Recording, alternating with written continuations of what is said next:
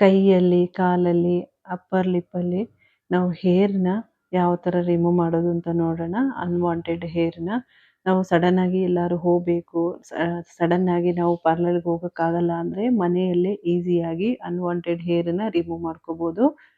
ಕಾಲಲ್ಲಿ ಕೂಡ ಈಸಿಯಾಗಿ ಮಾಡ್ಕೋಬೋದು. ಮೊದಲಿಗೆ ನಾನು ಪಲಾವ್ ಎಲೆ ತಗೊಂಡಿದ್ದೀನಿ. ಪಲಾವ್ ಎಲೆ ನಾವು ಸಾಮಾನ್ಯವಾಗಿ ಅಡಿಗೆಗೆಲ್ಲ ಬಳಸ್ತೀವಿ. ಹಾಗೇನೆ ಇದನ್ನ ಬಳಸೋದ್ರಿಂದ ನಿಮಗೆ ಸ್ಕಿನ್ ಒಳ್ಳೆ ಒಂದು ಗ್ಲೋ ಬರುತ್ತೆ. ಪಲಾವ್ ಎಲೆ ಹಾಕೊಳ್ಳೋದ್ರಿಂದ ತುಂಬ ಚೆನ್ನಾಗಿ ವರ್ಕ್ ಆಗುತ್ತೆ. ಒಂದ್ಸರಿ ಟ್ರೈ ಮಾಡಿ ನೋಡಿ. 3 ಎಲೆ ತಗೊಂಡಿದ್ದೀನಿ. ಎಲ್ಲರ ಮನೇಲಿ ಇದ್ದೇ ಇರುತ್ತೆ ಪಲಾವ್ ಎಲೆ. ನಾವು ಅಡಿಗೆ ಪಲಾವ್‌ಗೆಲ್ಲ ಬಳಸ್ತೀವಿ. ಇವಾಗ 3 ಎಲೆನ ನಾನು ಒಂದು ಫ್ರೈ ಪ್ಯಾನ್‌ಗೆ ಹಾಕೊಂಡಿದ್ದೀನಿ. ಫ್ರೈ ಪ್ಯಾನ್ ಬೇಕು ಅಂತನೇ ಇಲ್ಲ. ಯಾವುದಾದ್ರೂ ಒಂದು ಪಾತ್ರೆಗೆ ಹಾಕೋಬೋದು. ಅದ್ರ ಜೊತೆಗೆ ನಾನು 4 ಟೇಬಲ್ ಸ್ಪೂನು ಸಕ್ಕರೆನ ಹಾಕ್ಕೊಳ್ತಾ ಇದ್ದೀನಿ. ಸಕ್ಕರೆ ಬಳಸೋದ್ರಿಂದನೂ ಈಸಿಯಾಗಿ ಅನ್ವಾಂಟೆಡ್ ಹೇರ್‌ನ ರಿಮೂವ್ ಮಾಡ್ಬೋದು. ಇದಕ್ಕೆ ನಾನು ಅರ್ಧ ನಿಂಬೆ ಹಣ್ಣನ್ನ ಬಳಸ್ತಾ ಇದ್ದೀನಿ. ನೀವು ಮನೇಲಿ ಬಳಸ್ಕೊಂಡಿರುವಂಥ ಕಟ್ ಮಾಡಿ ಇಟ್ಕೊಂಡಿರುವಂಥ ಅರ್ಧ ನಿಂಬೆಹಣ್ಣು ಕೂಡ ಹಾಕೋಬೋದು. ಇವಾಗ ಅರ್ಧ ನಿಂಬೆ ಹಣ್ಣನ್ನ ರಸನ ಹಿಂಡ್ಕೊಳ್ತಾ ಇದ್ದೀನಿ. ನಿಂಬೆಹಣ್ಣು ಬಳಸೋದ್ರಿಂದನೂ ಅಷ್ಟೇ ನಿಮಗೆ ಕೂದಲನ್ನೆಲ್ಲ ಈಸಿಯಾಗಿ ರಿಮೂವ್ ಮಾಡ್ಕೋಬೋದು. ಇವಾಗ ಏನು ಬೀಜ ಬಿದ್ದಿದೆ ಅದನ್ನೆಲ್ಲ ತೆಗೆದು ಸೈಡ್‌ಗೆ ಪಕ್ಕಕ್ಕೆ ತೆಗ್ದ್ಬಿಡಿ. ಬೀಜನ ಹಾಕೋಬಾರ್ದು. ಇವಾಗ ಸ್ವಲ್ಪ ನೀರು ಹಾಕಿಬಿಟ್ಟು ಚೆನ್ನಾಗಿ ಮಿಕ್ಸ್ ಮಾಡ್ಕೋಬೇಕು. ನಿಂಬೆಹಣ್ಣು ಸೀಡ್ಸ್ ಏನು ಬಿದ್ದಿದೆಯಲ್ಲ ಅದನ್ನೆಲ್ಲ ತೆಗೆದುಬಿಟ್ಟು ಒಂದು 1/4 ಕಪ್ಪಷ್ಟು ನೀರನ್ನ ಹಾಕ್ಕೊಂಡಿದ್ದೀನಿ. ನಿಮಗೆ ಜಾಸ್ತಿ ಬೇಕು ಅನ್ನೋರು ಜಾಸ್ತಿ ರೆಡಿ ಮಾಡ್ಕೋಬೋದು. ನಿಮಗೆ ಹೇರ್ ಯಾವ ಥರ ಇರುತ್ತೋ ಆ ಥರ ರೆಡಿ ಮಾಡ್ಕೊಳ್ಳಿ. ಇವಾಗ ನಾವು ಸಾವಿರ ದುಡ್ಡು ಕೊಟ್ಟು ಪಾರ್ಲರ್‌ಗೆಲ್ಲ ಹೋಗಿ ಕ್ಲೀನ್ ಮಾಡಿಸ್ಕೊಂಬರ್ತೀವಿ. ಮುಖದಲ್ಲಿ ಮತ್ತು ಕೈಯಲ್ಲಿ, ಕಾಲಲ್ಲಿ, ಅಪ್ಪರ್ ಲಿಪ್ಪಲ್ಲಿ ಮತ್ತು ಐಬ್ರೋಗೆ ಮಾತ್ರ ಬಳಸಬಾರ್ದು. ಇದನ್ನ ಅಪ್ಪರ್ ಲಿಪ್ಪು, ಕೈ, ಕಾಲಿಗೆ ಮಾತ್ರ ಬಳಸಬೇಕು. ಯಾವುದೇ ಕಾರಣಕ್ಕೆ ಐಬ್ರೋಗೆ ಮಾತ್ರ ಯೂಸ್ ಮಾಡಬೇಡಿ. ಇವಾಗ ಇದನ್ನ ಹಾಕ್ಕೊಂಡು ಚೆನ್ನಾಗಿ ಬಿಸಿ ಮಾಡ್ಕೋಬೇಕು. ಮೀಡಿಯಮ್ ಉರಿಯಲ್ಲಿ ಬಿಸಿ ಮಾಡ್ಕೊಳ್ಳಿ. ಚೆನ್ನಾಗಿ ಕುದಿ ಬರಬೇಕು. ಚೆನ್ನಾಗಿ ಕುದಿ ಬಂದಾಗ ಆ ಎಲೆದು ರಸ ಎಲ್ಲ ಚೆನ್ನಾಗಿ ಬಿಡುತ್ತೆ. ಆವಾಗಲೇ ನಿಮಗೆ ತುಂಬ ಚೆನ್ನಾಗಿ ವರ್ಕ್ ಆಗೋದು. ಒಳ್ಳೆ ಒಂದು ಗ್ಲೋ ಬರುತ್ತೆ ಸ್ಕಿನ್ನು. ಈ ಎಲೆನ ಬಳಸೋದ್ರಿಂದ ತುಂಬ ಚೆನ್ನಾಗಿ ವರ್ಕ್ ಆಗುತ್ತೆ. ಒಂದ್ಸರಿ ಟ್ರೈ ಮಾಡಿ ನೋಡಿ.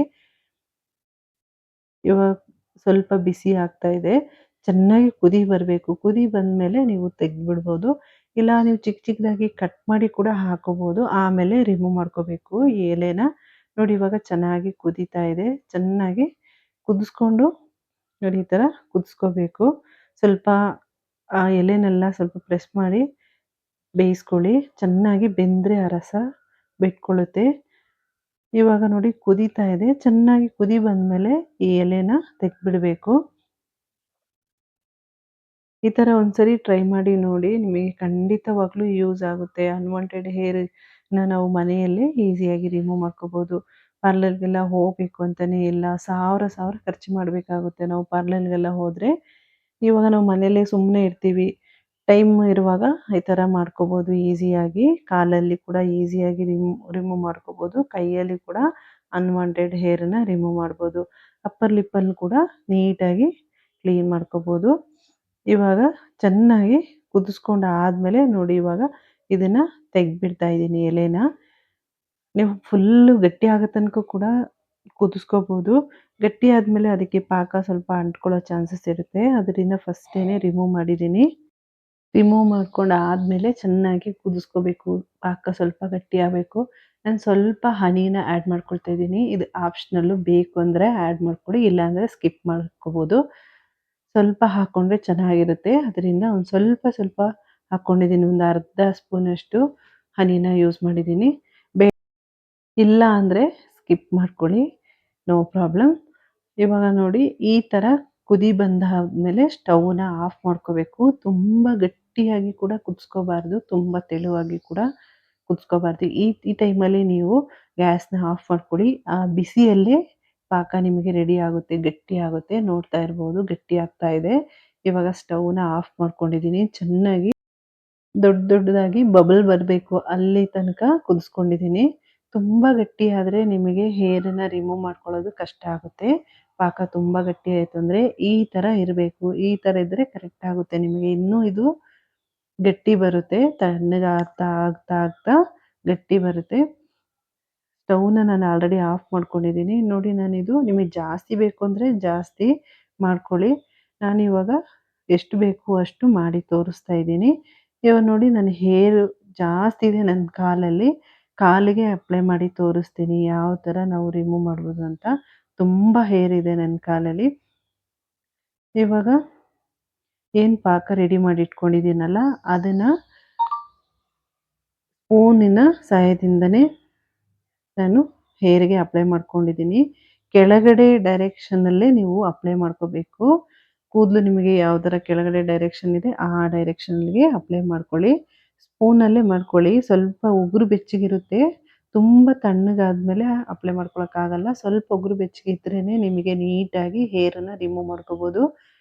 ನಾನು ವ್ಯಾಕ್ಸಿಂಗ್ ಸ್ಟಿಪ್ಸನ್ನ ಬಳಸ್ತಾ ಇದ್ದೀನಿ. ವ್ಯಾಕ್ಸ್ ಸ್ಟಿಪ್ಸು.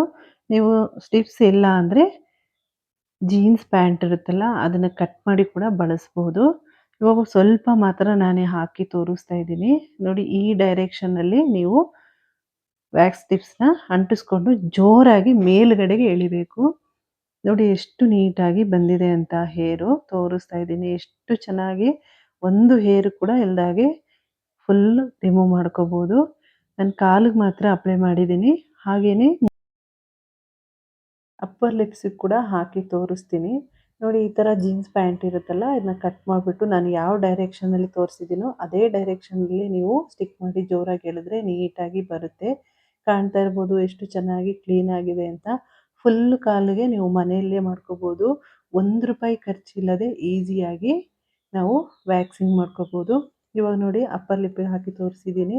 ಈ ಸ್ಟಿಪ್ಸ್‌ನ ಸ್ವಲ್ಪ ಕಟ್ ಮಾಡಿಕೊಂಡು ಜೋರಾಗಿ ಎಳೀರಿ. ಆವಾಗ ಕ್ಲೀನಾಗಿ ರಿಮೂವ್ ಆಗುತ್ತೆ. ಈ ವಿಡಿಯೋ ಇಷ್ಟ ಆಗಿದ್ರೆ ಲೈಕ್, ಶೇರ್, ಸಬ್ಸ್ಕ್ರೈಬ್ ಮಾಡ್ಕೊಳ್ಳಿ.